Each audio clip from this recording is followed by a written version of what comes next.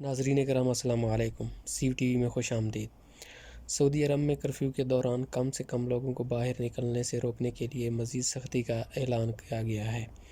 سعودی وزارت داخلہ کی جانب سے بتایا گیا ہے کہ جن پیشوں اور اداروں کے ملازمین کو کرفیو سے مستثنیٰ قرار دیا گیا تھا، وزارت داخلہ کی جانب سے ان ملازمین کو جاری کردہ اجازت ناموں کی چھان بین کی جا رہی ہے تاکہ لوگوں کی کم سے کم تعداد کو باہر آنے کا موقع مل سکے۔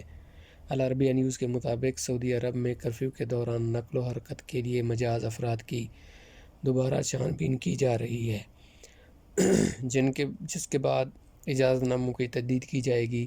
وزارت داخلہ نے دوسرے اداروں کے ساتھ مل کر کرفیو کے دوران ضروری ذمہ داریاں انجام دینے والے افراد کی تعداد مزید کم کرنے کے لیے انہیں جاری کردہ اجازت ناموں پر نظر ثانی اور ان کی تجدید کا فیصلہ کیا ہے۔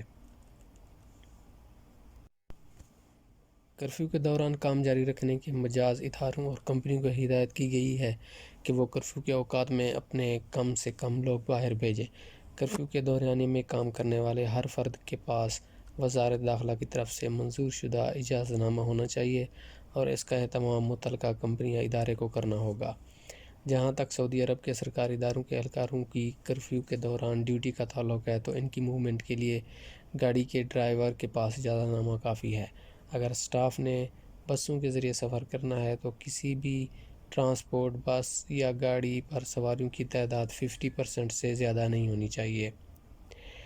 باص یا دوسری گاڑی کے ڈرائیور کے پاس کرفیو کے دوران باہر جانے کے اجازت نامے اور روٹ پر دستاویزات لازمی ہیں۔